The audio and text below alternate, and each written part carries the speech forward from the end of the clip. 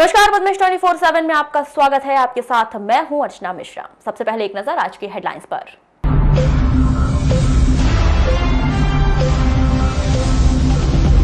जिले में कोरोना संभावित मरीजों के उपचार के लिए व्यापक स्तर पर तैयारी शुरू। 25 अप्रैल को होने वाली शिक्षक पात्रता परीक्षा स्थगित, लॉकडाउन के बाद घोषित की जाएगी तारीख। 30 जून तक सभी वाहनों के फिटनेस पंजीयन प्रमाण पत्र परमिट बनाने का काम रहेगा बंद। स्वास्थ्य विभाग के रिटायर्ड कर्मचारियों को 3 महीने की दी जाएगी संविदा नियुक्ति। विवाह के दौरान हुई मारपीट में एक व्यक्ति की मौत के मामले में 2 लोगों पर मामला दर्ज। लॉकडाउन के बीच कामकाज को सामान्य करने बैंकों ने फिर बदला खुलने और बंद होने का समय। और जिले भर में आस्थापूर्ण मनाई गई चैत्र नवरात्र की अष्टमी। और अब खबरें विस्तार से। बीते दिनों मध्य प्रदेश के सियासी उठापटक के दौरान हरियाणा के गुरुग्राम और मध्य प्रदेश के सीहोर में 105 विधायकों के साथ रुके हुए श्योपुर जिले के विजयवाड़ा सीट से भाजपा विधायक सीताराम आदिवासी की रिपोर्ट पर पूरे प्रदेश के विधायकों की नजर टिकी हुई है। जानकारी के अनुसार विधायक सीताराम आदिवासी की तबीयत अचानक खराब होने के बाद स्वास्थ्य विभाग ने इलाज के दौरान उन्हें आइसोलेशन में रहने की सलाह दी है।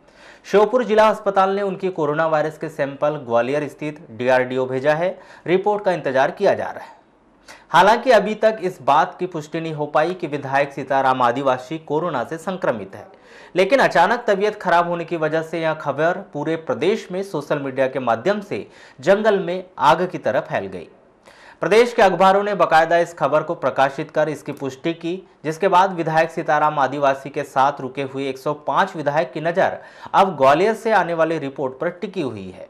पद्मेश न्यूज सामाजिक सरोकार के तहत यह खबर आपको दिखा रहा है। हम बार बार यही दर्शकों से अपील कर रहे हैं कि कोरोना संक्रमण को रोकने के लिए आप अपने घरों में ही रहे। इन दिनों सोशल मीडिया के माध्यम से कई खबरें अफवाह के रूप में फैल रही है। इस तरह की खबरों को वायरल करने से बचें। जिले के ताम्रनगरी मलाजखंड में लॉकडाउन का लोग पालन नहीं कर रहे हैं। पुलिस बार बार समझाइश दे रही है, बावजूद इसके कि लोग घरों से बाहर ही निकल आते हैं। पुलिस के द्वारा बार बार समझाइश देने के बाद भी लोग इसका पालन नहीं कर रहे हैं। इसे देखते हुए पुलिस ने अपनी अनोखी पहल शुरू करते हुए लोगों में जागरूकता लाने के उद्देश्य से अब इनका तिलक वंदन किया जा रहा है। मलाजखंड थाना पुलिस के अनुसार ऐसा करके शायद लोगों में थोड़ी बहुत जागरूकता लाई जा सकती है, इसलिए यहाँ पहल शुरू की गई है। ठीक है, बहुत बढ़िया काम कर रहे हैं आप। बाहर निकल के बहुत बढ़िया काम कर रहे हैं आप ना। बोल लो ठीक है, बोल भी लो, जाओ आपसे ऐसे निकलो घर से बाहर, ऐसे रोज आया निकला करो, ऐसे 10 बार आओ जाओ। क्या कर रहा? अच्छा, बाहर निकलना, फोटो वीडियो अच्छे बना। देखो 1 सेकंड।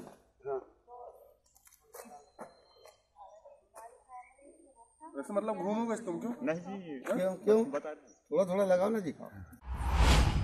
21 दिन के लॉकडाउन के दौरान शहर वासियों के लिए एक अच्छी खबर यह है कि शुरुआती दिनों में जो सब्जियों के दाम अचानक बढ़ गए थे, उनमें कमी महसूस की गई है। पद्मेश न्यूज से चर्चा के दौरान सब्जी के 2 बड़े थोक व्यापारियों ने बताया कि स्थानीय स्तर पर सब्जी की दुकान नहीं लग पा रही है।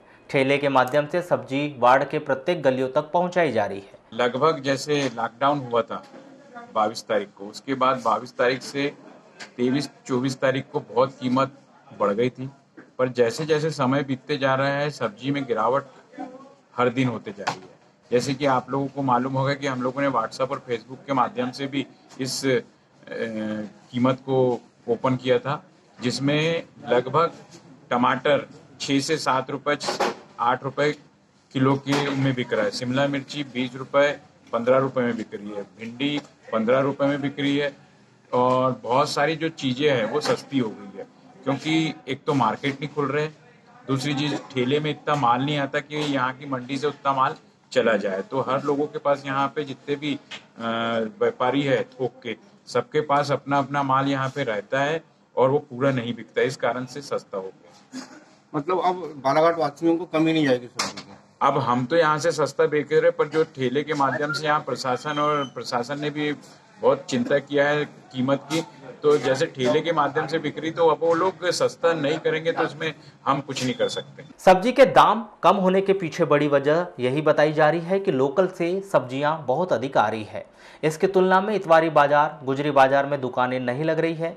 लोग ठेलों पर उतनी अधिक मात्रा में सब्जी नहीं ले जा पा रहे हैं। इस कारण सब्जी की खरीदी भी कम हो गई है। नहीं, सब्जी तो लोकल की सब्जी बहुत आ रही है। लोकल जितने किसान हैं सब्जी डेली ला रहे हैं यहाँ पे। और बाहर से सब्जियाँ, बाहर से आलू प्याज बाहर से आ रहा है। प्याज अभी देवरी सागर की आ रही है और आलू यूपी का आ रहा है। अच्छा ये बताइए, दामों में उछाल भी आया है क्या? नहीं, दामों में तो और गिरावट आ गई है। कितना गिरावट आ गई? जैसे पहले 25 चिल्ला थोक में 25 रुपए का आलू बिक रहा था, अभी वो 20 रुपए का बिक रहा है। और प्याज बिक रही है 16 रुपए, 17 रुपए, 18 रुपए, मतलब थोक में सभी मतलब सब्जियों के दामों में? हाँ, सभी सब्जियों के दाम है।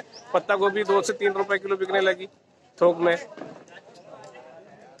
गोभी 10 रुपए से 12 रुपए, 13 रुपए किलो बिकने लगी गोभी, फूल गोभी, है ना। सभी सब्जियां जो है मतलब डाउन पोजीशन पे है। सर ये देखा जा रहा है कि नहीं, वो तो क्या बोलते हैं, यहाँ जो कलेक्टर महोदय के द्वारा जो दिशा निर्देश दिए गए, तो वही दिशा निर्देश हम ठेले वालों को दे रहे हैं कि क्या बोलते हैं, आप सुरक्षा की दृष्टि से क्या बोलते हैं माल वार्ड में ले जाएं और वार्ड में क्या बोलते हैं उस हिसाब से बेचें।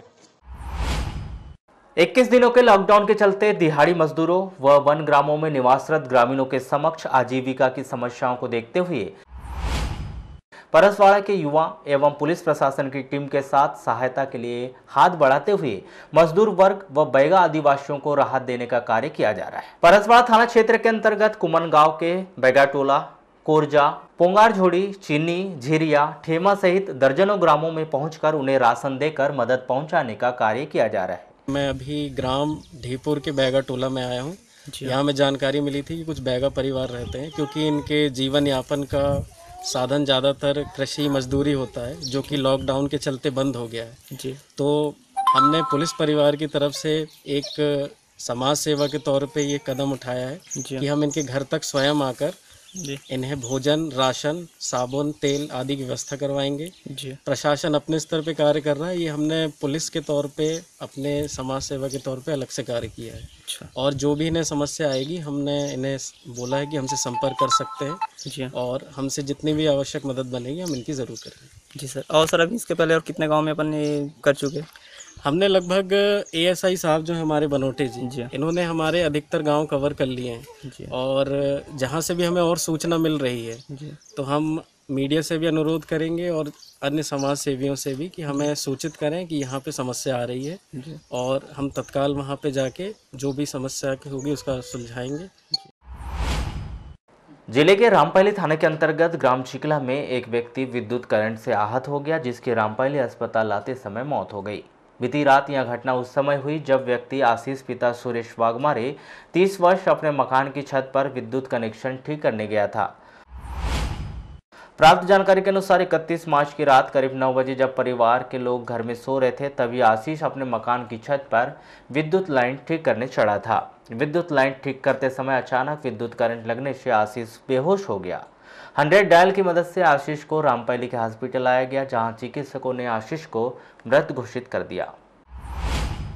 जिले के किरणापुर तहसील के सेवा सहकारी समिति किन्नी सोसाइटी के ग्राम जामनी मेटा में ग्रामीणों ने सेल्समैन सुरेश भंडारकर के द्वारा राशन कार्ड धारकों को 5-5 किलो राशन कम देने का आरोप लगाया है।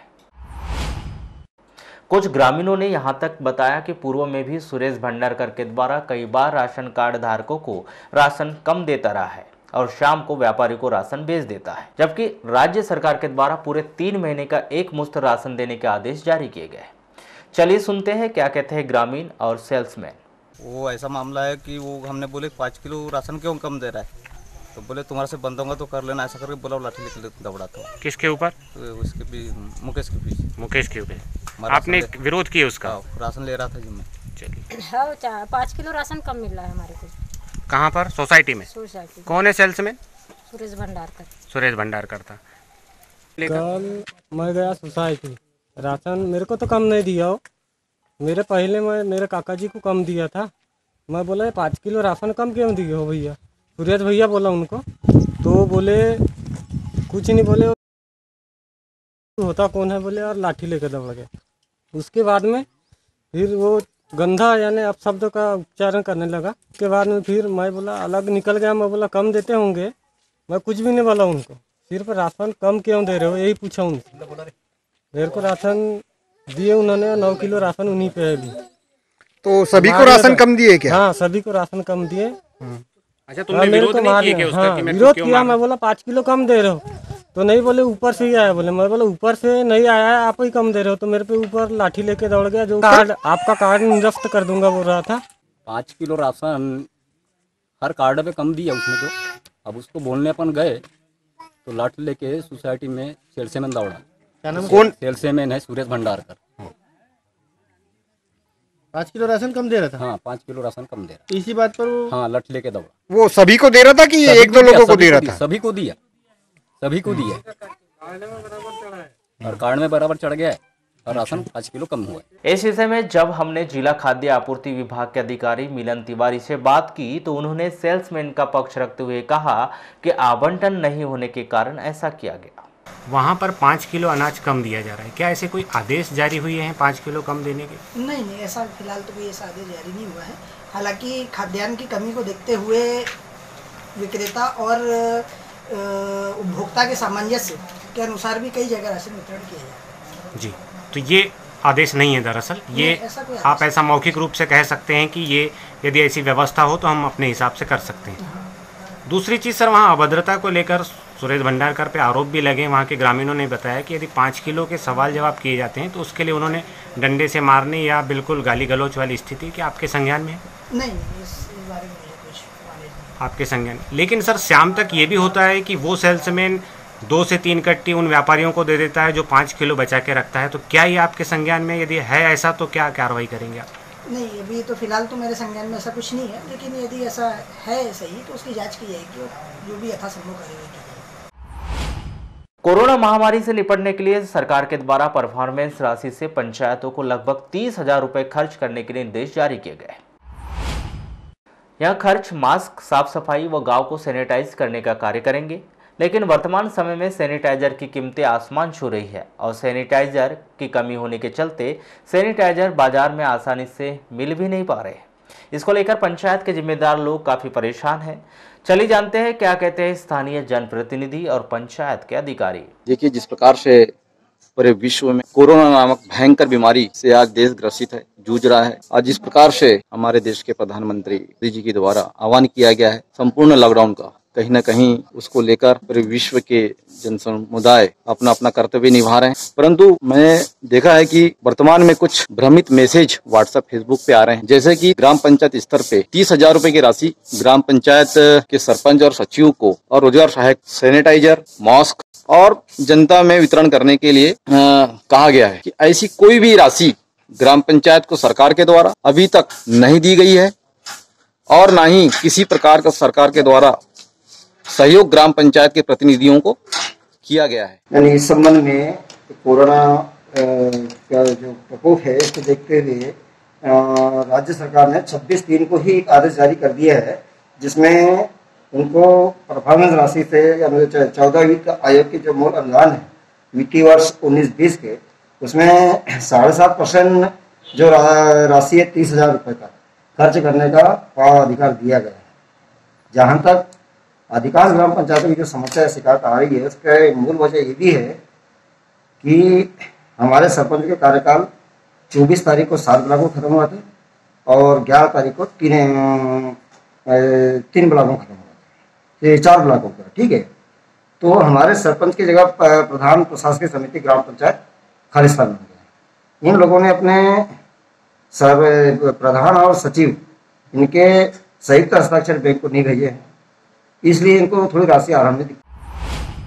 लॉकडाउन के बीच अब सभी बैंकों का कामकाज सामान्य हो, इसके लिए अब सभी बैंक शासकीय अवकाश को छोड़कर अन्य दिनों की तरह सुबह 10 बजे से शाम 4 बजे तक खुले रहेंगे, जिसमें सामान्य दिनों की तरह कार्य होगा, जिसके दिशा निर्देश शासन के द्वारा जारी कर दी गए हैं, जिसकी तमाम जानकारी जिला अग्रणी बैंक प्रबंधक दिगंबर भोयर के द्वारा दी गई।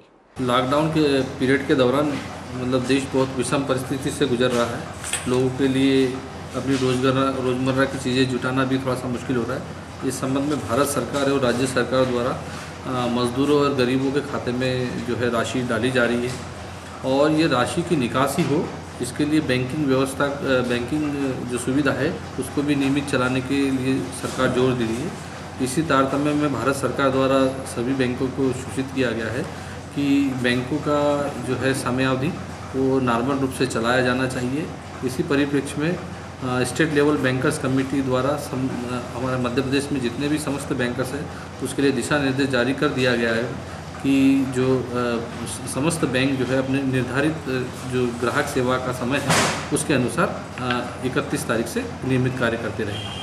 यानी आज से 31 तारीख से ही दिया था। 31 तारीख लेखाबंदी का था तो उसमें भी बैंकों ने काम किया है। एक और पूरे विश्व में कोरोना वायरस महामारी का रूप ले चुका है तो वहीं संपूर्ण भारत देश में लॉकडाउन कर दिया गया है। वहीं बालाघाट नगर मुख्यालय के चित्रगुप्त नगर वार्ड नंबर 6 में कुछ परिवार के व्यक्तियों ने मां दुर्गा मंदिर में महाअष्टमी पर्व के चलते माता रानी से आराधना की। इस दौरान संपूर्ण भारतवर्ष को ही नहीं पूरे विश्व में फैल रही कोरोना जैसी महामारी को जड़ से खत्म करने के लिए और कोरोना को भगाने के लिए हवन पूजन कर आह्वान किया गया।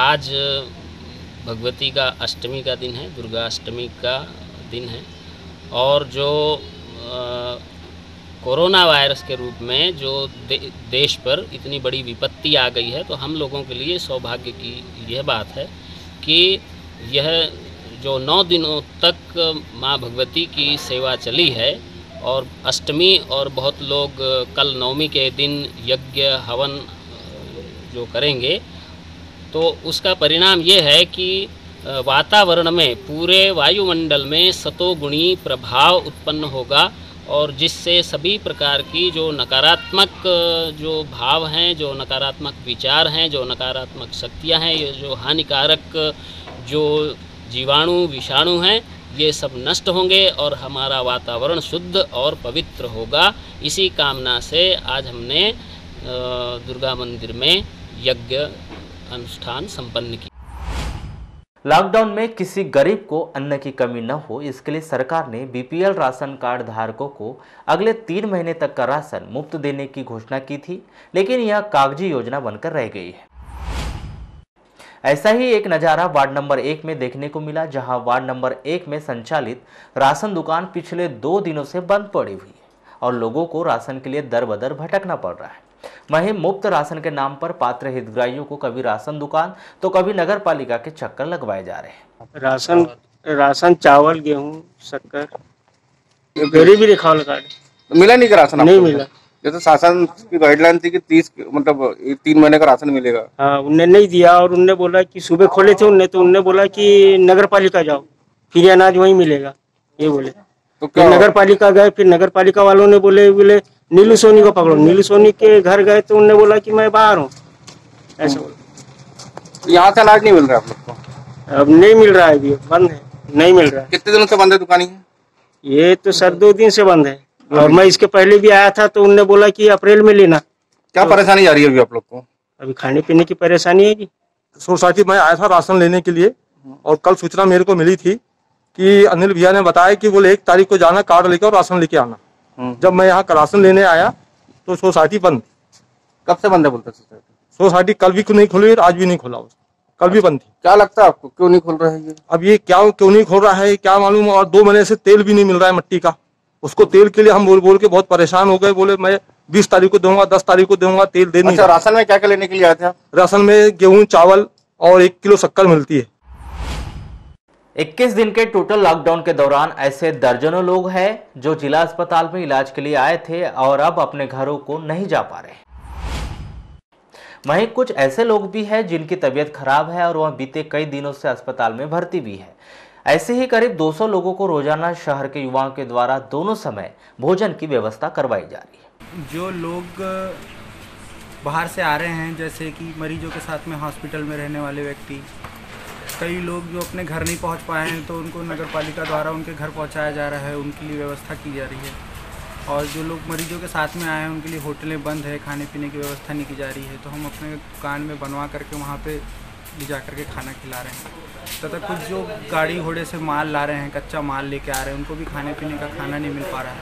उनकी सेवा उपलब्ध कराने के लिए अपनी दुकान पर ही बना करके उनको खाना खिलाया जा रहा है। कितने लोग हैं जो पर डे आप कितने लोगों का खाना बनाते हैं यहाँ पे? 300-400 लोगों का खाना बनता है, 300-400 लोग खा लेते हैं। अच्छा, इसके अलावा खाने के अलावा भी और कुछ भी वितरण करते हैं? फल फ्रूट भी खिला रहे हैं, आज भी खिलाएंगे। जैसे फल फ्रूट अभी तैयार हो रहा है तो अंगूर खिलाने वाले हैं, आज कल संतरा खिलाए थे। ऐसे जो जो आइटम अपने पास में तो रहते ही हैं, तो उसको जो है फल फ्रूट वो खिला रहे हैं और खाना बना रहे हैं।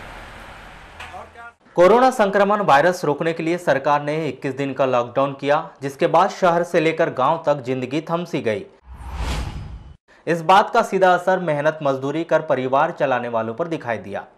जिला मुख्यालय से लगे हुए रेंगाटोला, जागपुर सहित आधा दर्जन से अधिक गांव में जब पद्मेश न्यूज की टीम ने लोगों से चर्चा की तो उन्होंने अपनी परेशानी कुछ इस तरह से हमें बताई।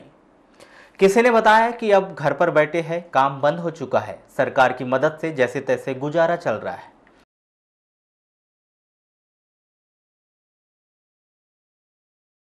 कहाँ जाते थे आप लोग? हम लोग यानी कि आपने उकुआ बैहर अपना बालाघाट जिला बस कमाने खाने? जी हाँ, धंधा करने के लिए जा रहे थे। और अभी जैसे देखा जा रहा है कि लॉकडाउन चल रहा है, तो अभी क्या कर रहे हैं आप लोग? कुछ नहीं, घर में बैठे हैं बस। तो फिर गुजारा कैसे चल रहा है? कुछ क्या गुजारा चलेगा बाबा जी, जाना तो बंद है साहब, क्या करोगे, आना जाना बंद है, इसीलिए तो बैठे हैं। अब है थोड़ा बहुत चटनी पानी राशन का, तो दलिया पैसा जहाँ 2 पाव लगता है वहाँ 1 पाव बनाते हैं, जहाँ 1 पाव लगता है वहाँ आधा पाव बनाते हैं, जीवन तो बचा रहे हैं। कब तक चलेगा ये तो? अब क्या करें बाबा जी, कब तक चलेगा था, अब सरकार के ऊपर में कब तक चलेगा, ये बीमारी चल रही है, अब क्या करोगे, बीमारी के ऊपर है। तो सर जी बाहर घूमने जाते हम लोग, कमाते खाते बाहर से ही कमाना होता है, जाना नहीं हो रहा है सर। और अभी तो रोज ला रहे हैं, रोज खा रहे हैं। कितने दिनों से आप यहीं पे पड़े हुए घर पे? अभी 1 महीना हो गया। कहाँ से आता है अभी अनाज उनाज सब आपको? आज तो घर पे ही रखा हुआ था, वही राशन से लाते, वही खा रहे राशन वाला। और ये तो देखा जा रहा है कि 21 दिनों के लिए लॉकडाउन कर दिया गया है सरकार के द्वारा, तो फिर कैसा चलेगा जीवन बसर? क्या करेंगे सर जी, घर पे ही रहना पड़ता है, बाहर तो जा ही नहीं रहा हूँ। इसी तरह उन लोगों के माथे पर भी चिंता की लकीरें साफ दिखाई दे रही है जिनके परिजन मेहनत मजदूरी करने के लिए महानगर गए हुए हैं और वहां रुक गए हैं। 2-3 महीने हो गए क्या? तो अभी तक आया नहीं क्या? नहीं, वो 1 हफ्ते बाद आ रहा हूँ, मैं आए करके बोल रहा था हफ्ता भर की राशन है तो खा रहा हूँ, फिर आऊँगा बोले पैदल। आज ही बात किया था। तो कहाँ पर है वो अभी? नागपुर में है सर। नागपुर में है? हाँ।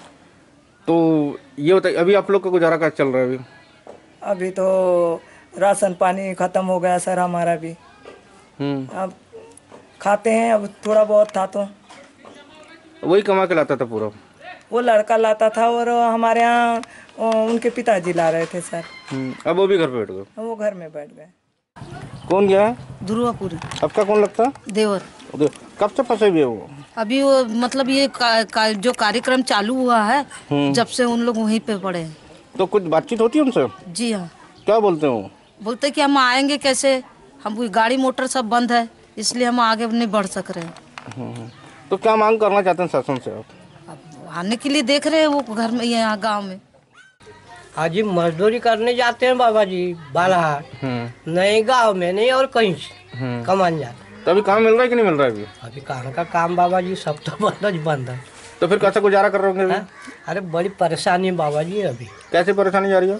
खाने पीने की, और कौन सी परेशानी है? आर्थिक तंगी चल रही है, मतलब पूरी आर्थिक तंगी चल रही है। बहुत तंगी। और जैसे ये बताया जा रहा था कि राशन दुकान से राशन मिल रहा है 3 महीने का, मिला कि नहीं मिला? मिला। चैत्र नवरात्र के अष्टमी के अवसर पर 1 अप्रैल को अधिकांश लोगों ने घरों में रहकर ही पूजा अर्चना की। इस दौरान जो लोग घरों से बाहर निकले उन्होंने मंदिरों में भी कोरोना वायरस संक्रमण को देखते हुए सोशल डिस्टेंसिंग का पालन किया। वहीं शहर के प्रसिद्ध कालीपाठ मंदिर में भी कोरोना वायरस संक्रमण को देखते हुए चैत्र नवरात्रि के दौरान पूजा पाठ कर कपाट बंद कर दिए जा रहे हैं। हमारा स्वयं का खुद का मंदिर है और हम लोग कोरोना वायरस के चलते हुए हम लोग डिस्टेंस बना के जो भी हम करना है, जो भी पूजा पाठ करना है, तो हम सभी लोग से अनुरोध करें कि सब अपना डिस्टेंस बना के अपना पूजा पाठ करें। बस अपने यहाँ सुबह शाम दोनों टाइम साफ सफाई करके आरती हो रही। आरती होने के बाद पट को बंद कर देते, किसी को आने की अनुमति नहीं देते। जैसे कि आज अष्टमी है, अष्टमी की कैसे पूजा पाठ हो रही है? अष्टमी के दिन मात्र अपन भोग लगा के माई को और नवकन्याओं को खिला के मंदिर का पट बंद किया जाए।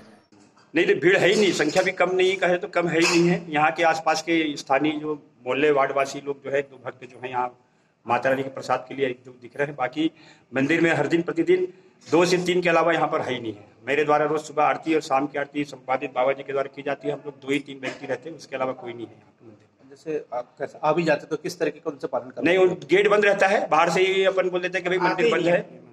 एक तो आ भी गए खुदन काल कोई भक्त तो मंदिर का गेट में ताला लगा ही रहता है, वहीं से हम बता देते हैं कि देखो भैया मंदिर बंद है, आप भी जो भी सामग्री लाए आपकी सामग्री चढ़ जाएगी, आप दे दीजिए। आज क्या किसी ने सच ही कहा है कि संगीत हर दर्द को समझता है। शायद इसी दर्द को समझते हुए शहर के एक गायक कोरोना के दौरान गरीबों की मदद के लिए सामने आए हैं। सरेखा निवासी लक्की सिंह पेशे से गायक है और इन दिनों गरीबों की मदद के लिए वे आगे आए हैं। उनके द्वारा 50 लोगों को 1 महीने की राशन की सामग्री वितरण की जा रही है। वह जिले वासियों से भी इसी तरह गरीबों की मदद के लिए अपील कर रहे हैं।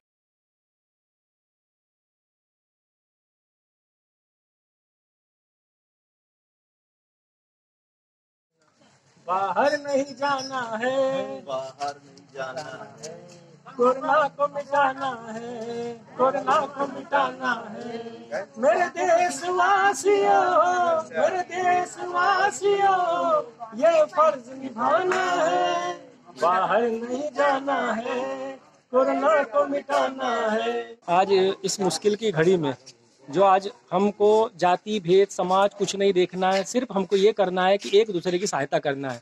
और सहायता इसलिए करना है कि कोई भी स्थानीय निवासी चाहे कॉलोनी में हो, चाहे हमारे गांव कस्बे कहीं पर भी हो, वो भूखा नहीं सोना चाहिए। और दूसरी बात कि शासन प्रशासन अपनी तरफ से सारा काम अच्छे से कर रहा है, लेकिन फिर भी एक स्थानीय निवासी होने के नाते हमें ये सुनिश्चित कर लेना चाहिए कि किसी भी तरीके से लॉकडाउन के समय में कोई भी व्यक्ति भूखा ना सोए। और सबसे बड़ी बात कि हमें अपने जिस तरीके से राज्य शासन कह रही है कि हाँ लॉकडाउन पूरी रीति से लॉकडाउन होना चाहिए, तो हमें सुरक्षित रहने के लिए हमेशा अपने घरों में ही रहना है। आज जो सामग्री वितरण कर रहे हैं, कितने लोगों को वितरण कर रहे हैं? आज ये सामग्री कम से कम 100 लोगों को वितरण की जाएगी, जिसमें 5 किलो चावल, 1 लीटर तेल, 2 किलो आटा, 1 किलो दाल और 1 महीने की सब्जी सामग्री वितरण की जा रही है। और मैं सभी से एक बात कहना चाहता हूँ, सारे स्थानीय निवासी बालाघाट के लोगों से ये कहना चाहता हूँ कि अपने अपने घरों में रहिए और सुरक्षित रहिए। प्रशासनिक तौर पर कोरोना संक्रमण के बचाव को लेकर 21 दिन के लॉकडाउन के दौरान प्रशासनिक अमला, स्वास्थ्यकर्मी और पुलिस प्रशासन के द्वारा मुस्तैदी से कार्य किया जा रहा है। इनकी सुरक्षा के लिहाज को लेकर आजीविका मिशन के द्वारा भी कारगर कदम उठाए जा रहे हैं। प्रशासनिक तंत्र को बेहतर सुविधा मिल सके, इसके लिए स्व सहायता समूह संगठन के द्वारा बड़े पैमाने पर मास्क और सैनिटाइजर की व्यवस्था की जा रही है। इस संदर्भ में दूरभाष पर चर्चा के दौरान आजीविका मिशन के जिला प्रबंधक ओम प्रकाश वेदवा ने बताया कि पुलिस प्रशासन स्वास्थ्य कर्मियों की सुरक्षा को लेकर करीब 13,000 से अधिक स्व सहायता समूह की दीदियों के द्वारा मास्क तैयार किए जा रहे हैं और अब तक 13,000 से अधिक मास्क पुलिस प्रशासन के लिए उपलब्ध कराए गए। वहीं आज से सैनिटाइजर का भी उत्पादन किया जा रहा है। इसके लिए विशेषज्ञों की देखरेख में सैनिटाइजर का उत्पादन किया जाएगा और जो भी उत्पादन होगा उसे पुलिस और स्वास्थ्य अमले को उपलब्ध करवाया जाएगा। लॉकडाउन के चलते बड़ी संख्या में मजदूर अपने घरों तक नहीं पहुंच पाए हैं। हालांकि प्रशासन के द्वारा उन्हें घर पहुंचाने की व्यवस्था की जा रही है।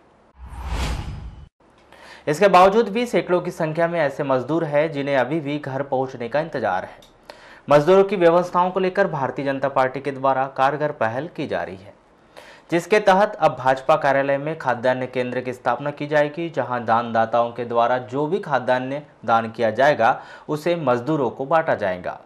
इस संदर्भ में दूरभाष पर चर्चा के दौरान भाजपा के नगर मंडल अध्यक्ष सुरजीत सिंह ठाकुर ने बताया कि मजदूरों के भोजन की व्यवस्था को लेकर भाजपा कार्यालय में खाद्यान्न बैंक की स्थापना की जाएगी और दानदाताओं से निवेदन किया जाएगा कि वर्तमान परिस्थिति को देखते हुए अधिक से अधिक खाद्यान्न दान करें। दानदाताओं के द्वारा दी जाने वाली खाद्यान्न सामग्री का वितरण मजदूरों के भोजन के लिए किया जाएगा। वाराणसी के मां शीतला माता मंदिर में मां भगवती की आराधना श्रद्धा पूर्वक की जा रही है, जिसमें 1 अप्रैल को अष्टमी पर्व हर्षोल्लास के साथ मनाया गया, जिसमें स्थानीय नगरवासियों के द्वारा कानून का पालन करते हुए मां भगवती को अठवाइयों का भोग लगाने और पूजा अर्चना करने के लिए पहुंच रहे हैं। आपको बताया कि मंदिर वर्षों पुराना है, जो नगर के देवी के रूप में प्रसिद्ध है, और जो भी शुभ कार्य होता है तो मंदिर में आकर ही कार्य प्रारंभ करवाया जाता है। जहां प्रतिवर्ष के अनुसार इस वर्ष भी चैत्र नवरात्र की एकम को 87 मनोकामना ज्योति कलश प्रज्वलित कर चैत्र नवरात्रि पर्व हर्षोल्लास के साथ मनाया जा रहा है।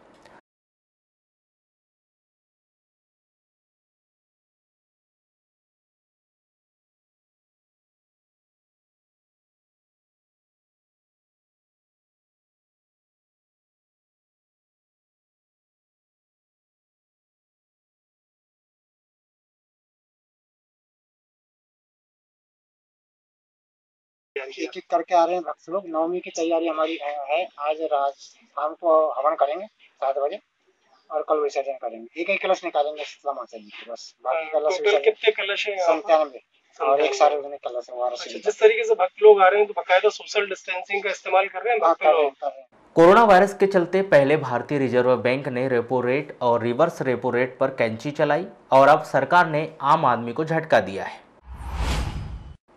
सरकार ने छोटी बचत योजनाओं पर ब्याज दर में बड़ी कटौती कर दी है, जिससे अब सरकार ने आम आदमी की बचत पर कैंची चलानी शुरू कर दी है, जिसके तहत सरकार ने अब पीपीएफ, बचत सेविंग, किसान सेविंग, सुकन्या योजना सहित अन्य बचत योजनाओं पर हितग्राहियों को मिलने वाले ब्याज दर में कटौती कर दी है।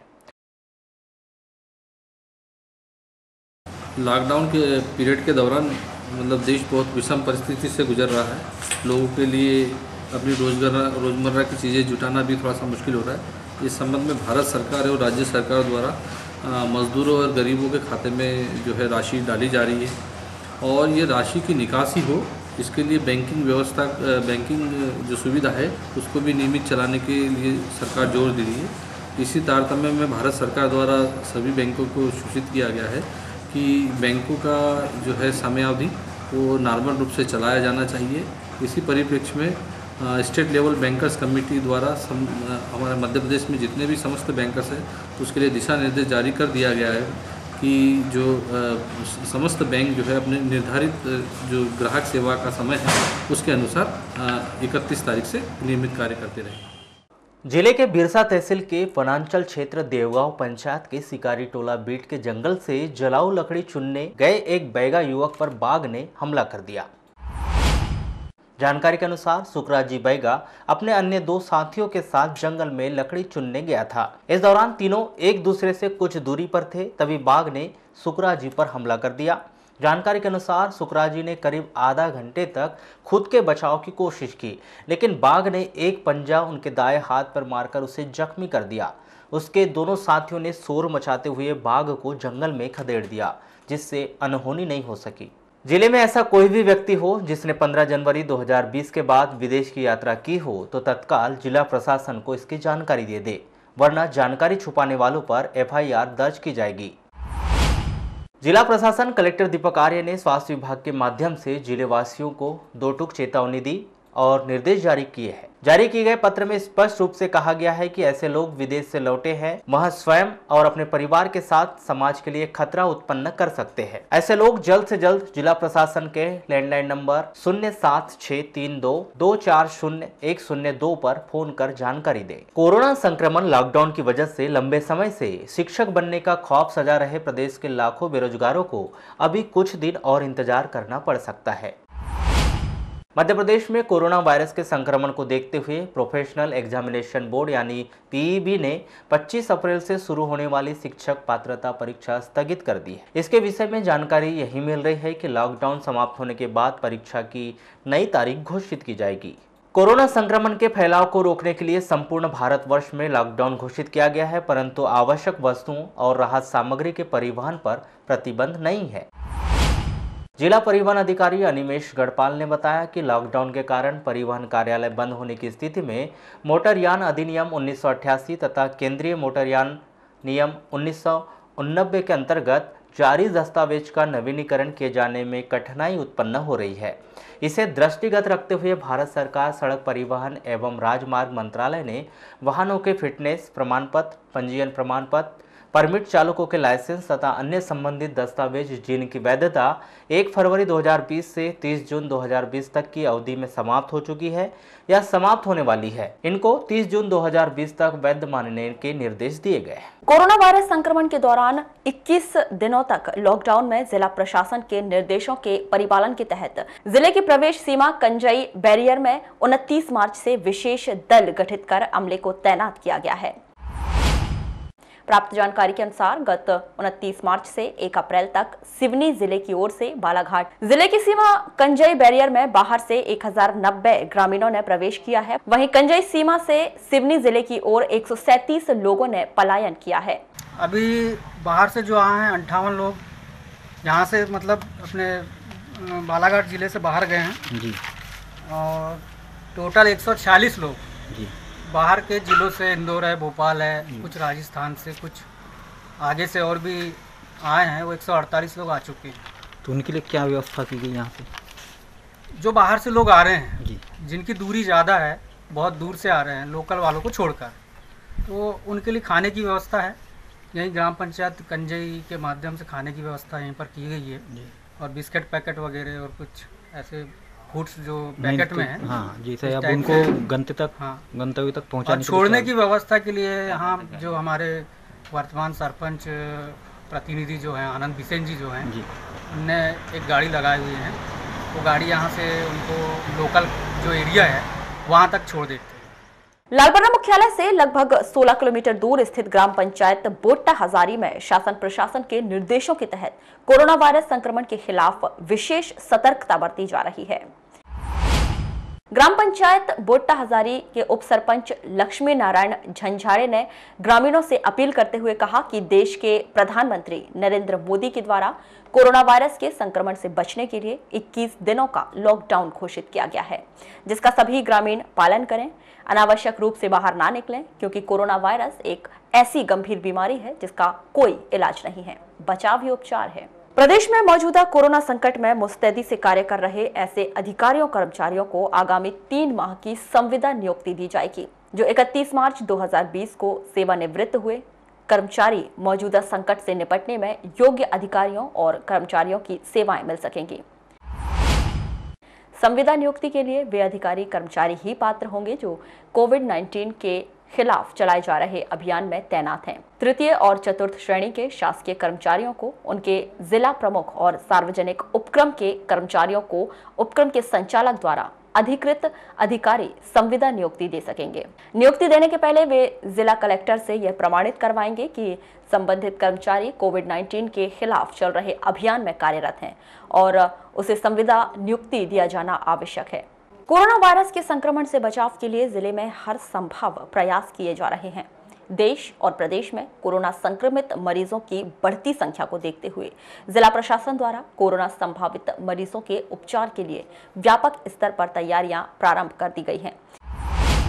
इसी कड़ी में कलेक्टर दीपक आर्य ने जिले के प्राइवेट चिकित्सकों की बैठक लेकर कोरोना महामारी से निपटने पर चर्चा की। कलेक्टर श्री आर्य ने बैठक में बताया कि अब तक बालाघाट जिले में एक भी कोरोना संक्रमित मरीज नहीं पाया गया है, लेकिन कोरोना संक्रमित मरीजों के पाए जाने की स्थिति में उनके उपचार के लिए सभी आवश्यक तैयारियां की जा रही हैं।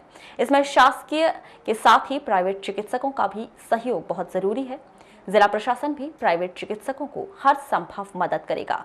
इसके लिए प्राइवेट चिकित्सकों एवं उनके स्टाफ को शीघ्र ही प्रशिक्षण भी दिया जाएगा। जिले के किरनापुर पुलिस ने पिछले माह ग्राम भानेगांव में नारायण कुथे 40 वर्ष की मारपीट से हुई मौत के मामले में इसी ग्राम के 2 व्यक्ति प्रकाश बोराडे और उसके भाई भुरू बोराडे के खिलाफ हत्या का अपराध दर्ज कर जांच शुरू की गई।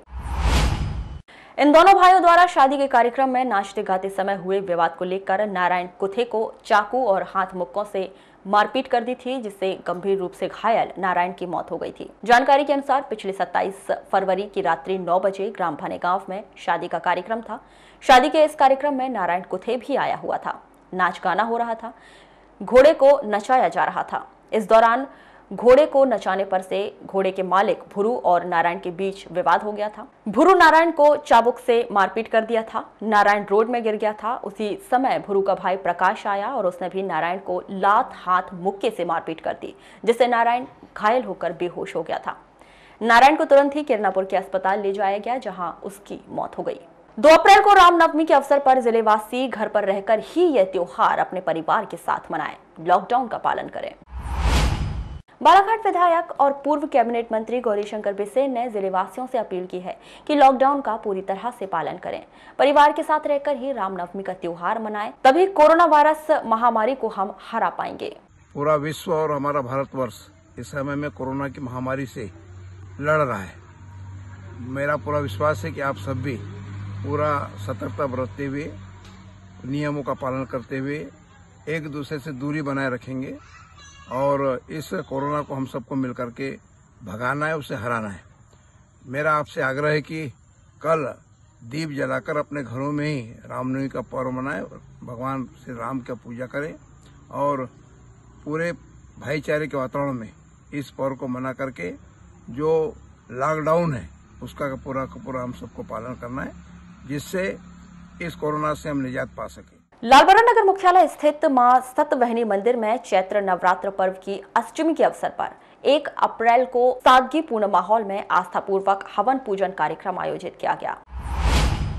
इस अवसर पर पंडित संजय दुबे के द्वारा हवन कार्यक्रम प्रारंभ करवाया गया, जिसमें बतौर जजमान पंकज नामदेव व सीमा नामदेव मौजूद रहे, जिनके द्वारा हवन कुंड में आहुति डाली गई।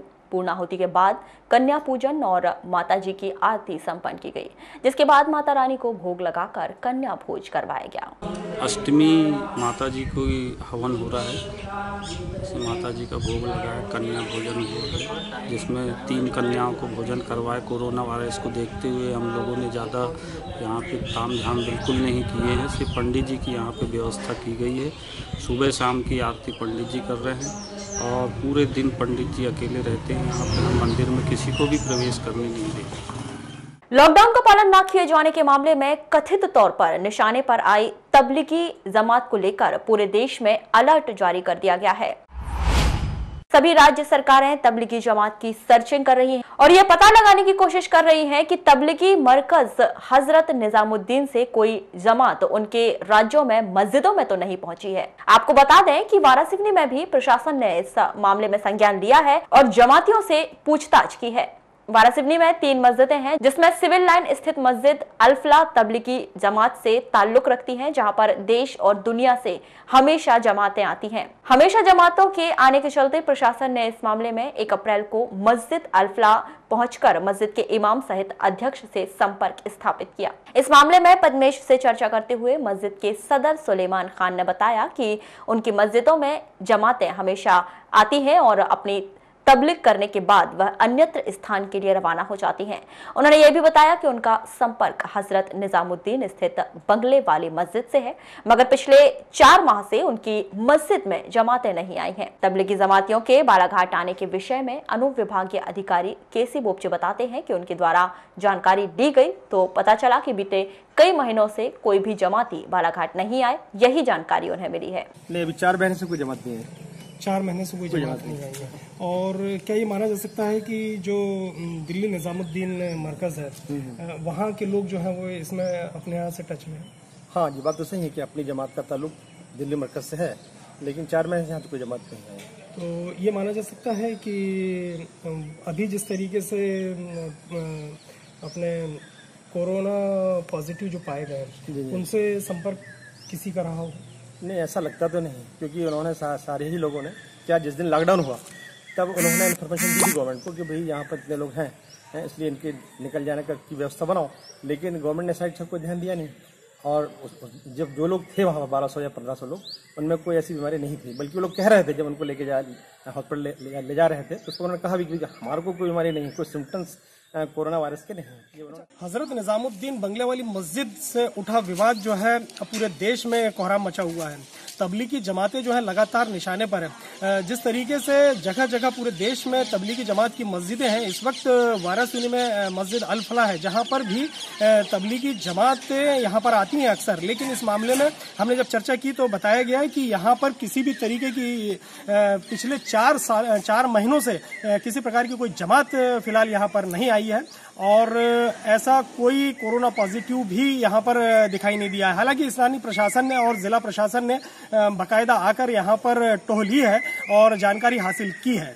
देखना यह है कि प्रशासन अब आगामी समय के लिए जिस तरीके से क्राउड वाली स्थिति है निर्मित हो रही है और जिस तरीके का भ्रम लोगों के बीच में व्याप्त हो रहा है, इस मामले में प्रशासन क्या कार्रवाई करता है।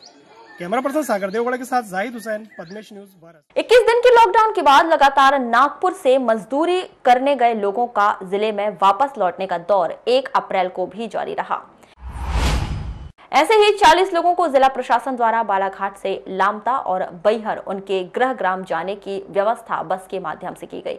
जाको राखे साइया मार सके ना कोई वाली कहावत आज एक 2.5 माह की बच्ची के साथ उस समय चरितार्थ हो उठी जब स्थानीय सिविल अस्पताल में नर्सों की मदद से नन्ही सी जान की जांघ से इंजेक्शन की सुई निकाली गई।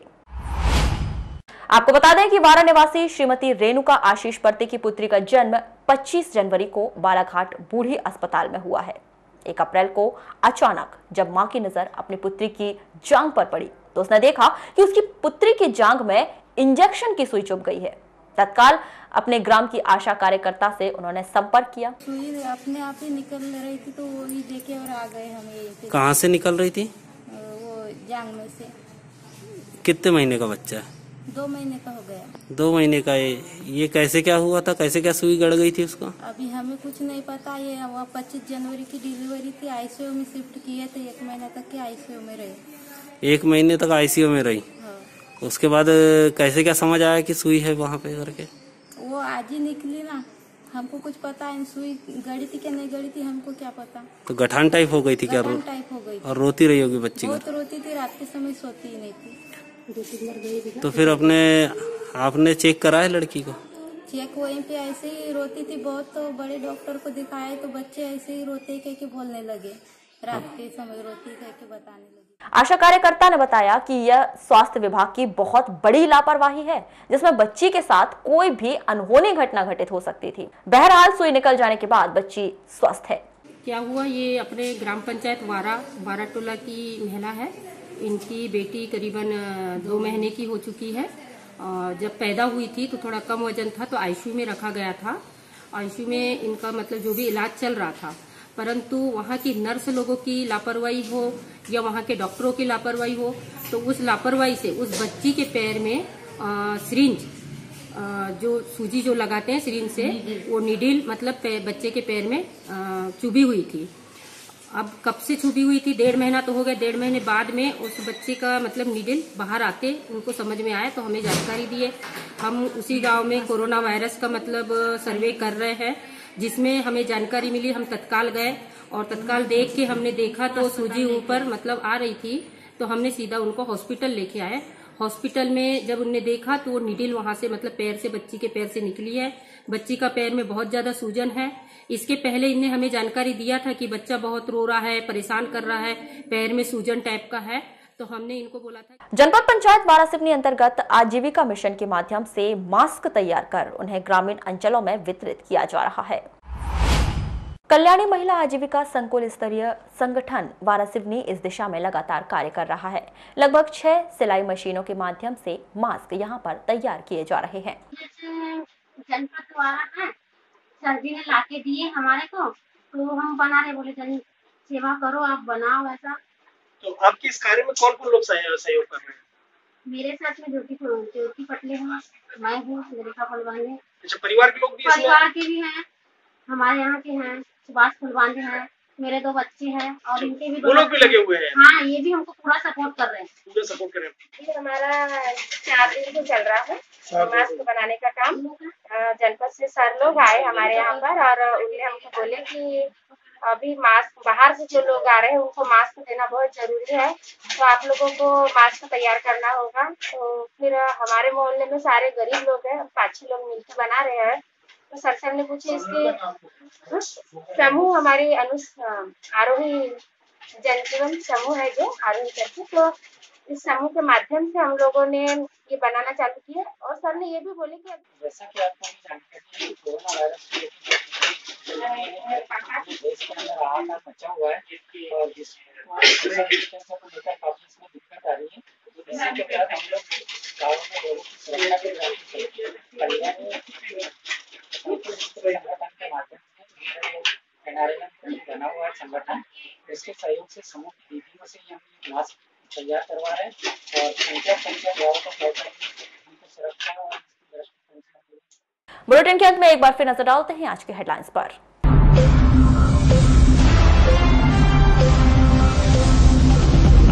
जिले में कोरोना संभावित मरीजों के उपचार के लिए व्यापक स्तर पर तैयारी शुरू। 25 अप्रैल को होने वाली शिक्षक पात्रता परीक्षा स्थगित, लॉकडाउन के बाद घोषित की जाएगी तारीख। 30 जून तक सभी वाहनों के फिटनेस पंजीयन प्रमाण पत्र परमिट बनाने का काम रहेगा बंद। स्वास्थ्य विभाग के रिटायर्ड कर्मचारियों को 3 महीने की दी जाएगी संविदा नियुक्ति। विवाह के दौरान हुई मारपीट में एक व्यक्ति की मौत के मामले में 2 लोगों पर मामला दर्ज। लॉकडाउन के बीच कामकाज को सामान्य करने बैंकों ने फिर बदला खुलने और बंद होने का समय। और जिले भर में आस्थापूर्ण मनाई गई चैत्र नवरात्र की अष्टमी। तो ये थी अभी तक की खास खबरें। अगले न्यूज बुलेटिन के साथ फिर मुलाकात होगी, तब तक के लिए नमस्कार।